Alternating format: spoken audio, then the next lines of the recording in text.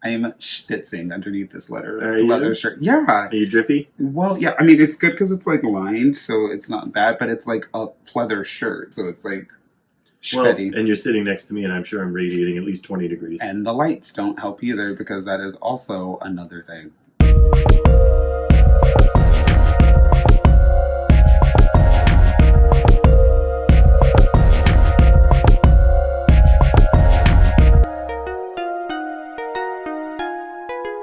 Hi, everyone, and welcome to another episode of Relationshit, our weekly after show about our podcast, Relationshit. We are your hosts, the Fratellis. I am Marko. And I'm Tony. And I almost forgot what I was going to say for a second, but I'm glad I didn't. Cheers to that. As in the whole intro?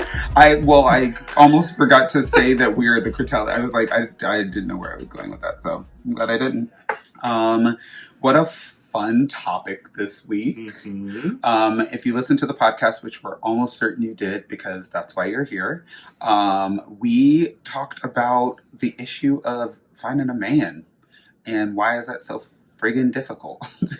So this episode was I Don't Need a Man, which is one of my favorite Pussycat Dolls songs.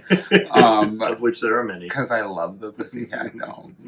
But we went through and had a really cool article by Michael LaSala. We just talked about gay and can't find a partner. Learn how gay men can overcome the hurdles and find Mr. Right. So make sure you listen to the podcast so you can get some quick tips and tricks on how to make sure that you can be booed up by summer.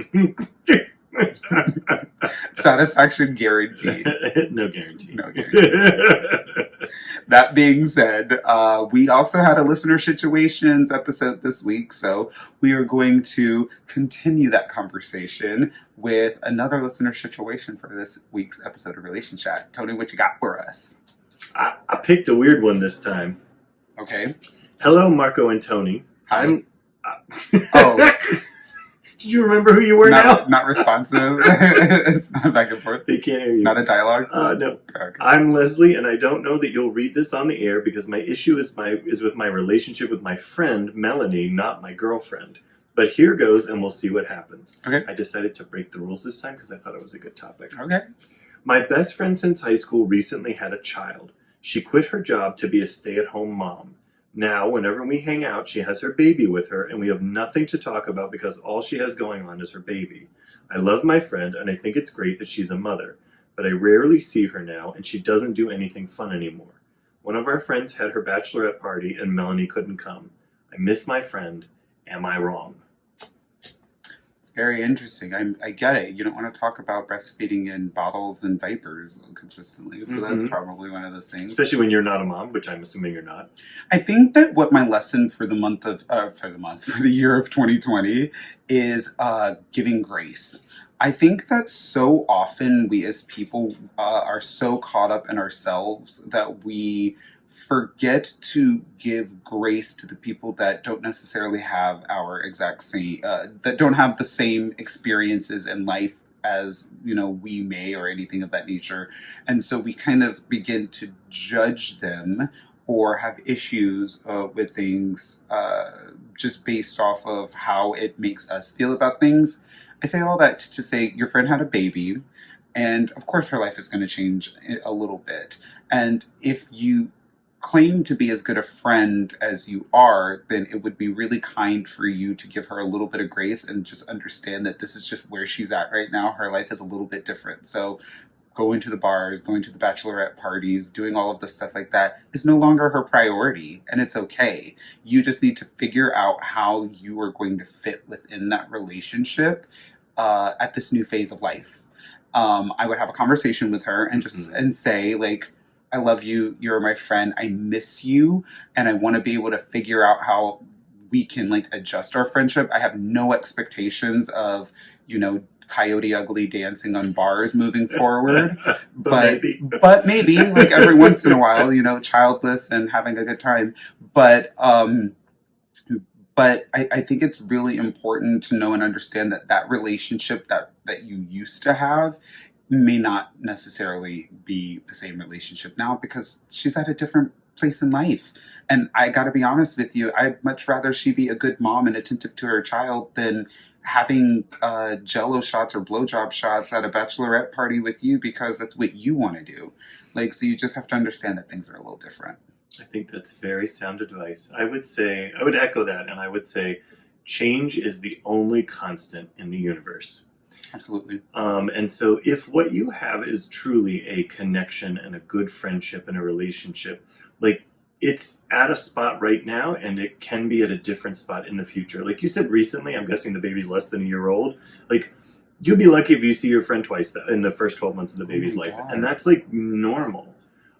You should be coming to her. You should be meeting her where she's at. And eventually, like, especially if this is her first child, like, people are very different with their first child. But eventually, I think that the relationship will, I won't even say come around, like, it will continue to grow and evolve. Sure. You know, maybe you'll have children. Maybe, you know, the children will eventually get older and they'll be going to school and they'll be doing camps in the summer. Like, it'll be okay. It'll be okay. Your friend is still your friend. She's just also a mom. Yeah, and it's different, and you should be congratulating her. I mean, like, bring a bottle of wine over when you know that it's the baby's nap time because you can, like, have a couple of glasses of wine and hang out with each other, like, during that time period. Like, just do things that are a little bit different, or, like, don't bring wine, maybe bring Capri Suns. Like, you know, like, just do random fun things that look different. Maybe you can go and you guys can have a really great walk, you know, around the park with the baby and get some sunshine and have a good time. And, you know, maybe you can come over and help read a bedtime story. I don't know what it looks like, but whatever it is, like, just know that it is going to be a little bit different and kind of get over yourself and understand that she has a little bit of a different life. That doesn't mean that you have to be completely out of it, but it does mean that you're going to probably have to adjust it. And I would also, you talked about how she doesn't have anything going on besides the baby. I would challenge you to look at where she does have something going on, because there might be some shows that she has on in the background. There might be, you know, some movies that she still watches. She may still get to read books every once in a while, and that's something you could connect over. You know, I knew one of my best friends when she started having children. The way that we stayed connected was we would read the same book at the same time, and even though we only got to talk for a little while, it still maintained our friendship, and it was very lovely. Yeah, I mean, when my cousin, who's one of my best friends, shout out to Melissa, love you so much, when she started having kids, you know, we weren't able to necessarily do the drinking or anything like that, but whenever I would see her, we would always have a date night. Mm-hmm. And her husband just knew that, like, she and I were going to have a date night. We would go to the Cheesecake Factory. We would have cocktails. We would have appies. Like, we would just have a good time. And it was, like, our time to swear, to, like, talk shit about people. Like, and just do whatever it is that we needed to talk about our family. Like, just do the things that we needed to do to connect with one another. Because we had missed it. And so I do love that this question was asked. Thank you so much for writing in. Mm-hmm. I think it's, like, super important. Relationships can happen between two people who are romantically connected, but you also have to remember that friendships are relationships too. Sure. And so while it may not necessarily be on brand with the relationship situation, it is the shit that you go through to be in a relationship and a friendship with somebody. Okay. I loved it. So that is going to do it for this week's episode of Relationshit. Thank you for watching as we've talked more about this week's topic from the podcast and this week's listener situation.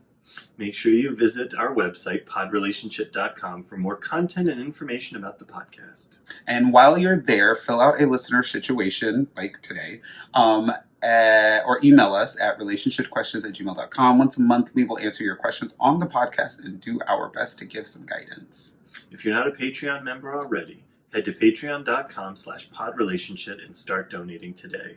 Your donations will give you early access to the podcast and even give you behind-the-scenes interviews with our weekly guests. And don't forget to visit Parasso-USA.com today for all your shave and beard needs. Use promo code Relationshit20 at checkout and get 20% off your favorite shaving creams. Guys, come on, we really need you to, like, get with it, because Parasso's, like, the best thing ever. And hop on Twitter, Facebook, and Instagram to continue the conversation. We are at Pod Relationshit on all the platforms. Have a wonderful rest of your week. We love you all. Toodles.